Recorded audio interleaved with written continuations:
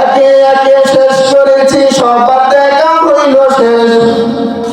দেখতে দেখতে ভুলাই গেল আমার সোনার বাংলাদেশ।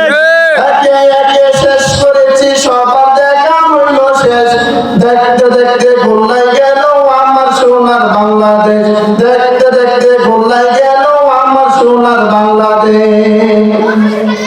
স্বাধীনতার বয়স পেরিয়ে এত বছর পেরোলাম, নেতারা তো সবই পেল, আমরা ভালো কি পেলাম।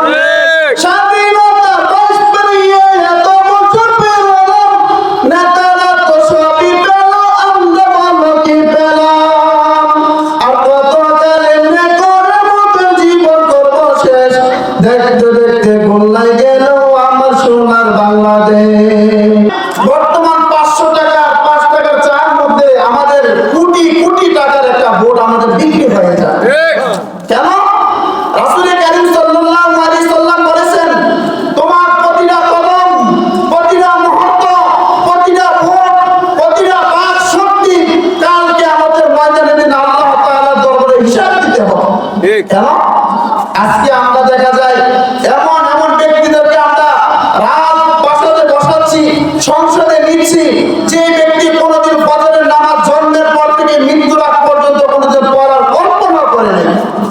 যে ব্যক্তিকে শুক্রবার ওয়াজ মাহফিল ধর্মীয় অনুষ্ঠান হলে হারামজাদাকে আমরা স্টেজে দেখতে পাই, অন্যথায় 5 ওয়াক্ত কোনোদিন পাই না।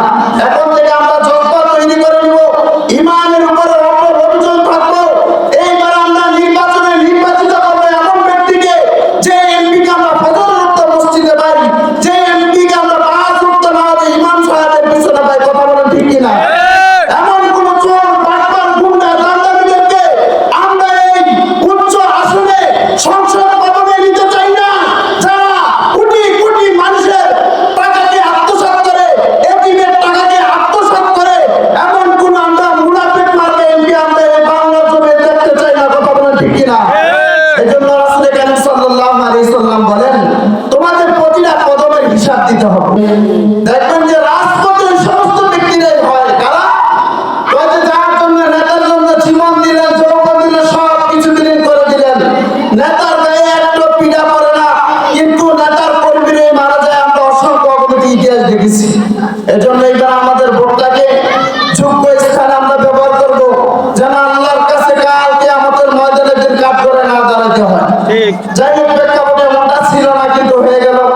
আল্লাহ রাসূল সাল্লাল্লাহু আলাইহি সাল্লাম বলেছেন, তোমরা যদি জান্নাত পেতে চাও, তোমরা যদি জান্নাতে যেতে চাও, তাহলে তোমরা আমার আদর্শ দিয়ে তোমাদের জীবনটাকে পরিচালনা করো। কথা বলেন ঠিক কিনা? রাসূল কারীম সাল্লাল্লাহু আলাইহি সাল্লামকে সবচেয়ে বেশি ভালোবাসতেন সাহাবায়ে কেরাম। তার মধ্য থেকে একজন সাহাবী, যার ইতিহাসগুলো আমরা বিগত দিনগুলোতে শুনেছি। রাসূল বলেছেন, ততদিন পর্যন্ত মুমিন হতে পারবা যতদিন পর্যন্ত তোমাদের ছেলে সন্তান আত্মীয় স্বজনের চেয়েও বেশি অধিক আমি না প্রিয় হই। কথা বলেন ঠিক কিনা? এখন রাসূল আমাদের কাছে প্রিয় না, আমাদের কাছে প্রিয় যে চোর, বাটপার, এমপি, মন্ত্রী, যাদের মুখে দাড়ি নেই। ইহুদি, বৌদ্ধ, খ্রিস্টানদের কালচারকে আমরা গ্রহণ করে রাসূলের আদর্শকে জমিন থেকে বিলীন করে দিচ্ছি। এই জন্য আজকে ইহুদি, বৌদ্ধ, খ্রিস্টান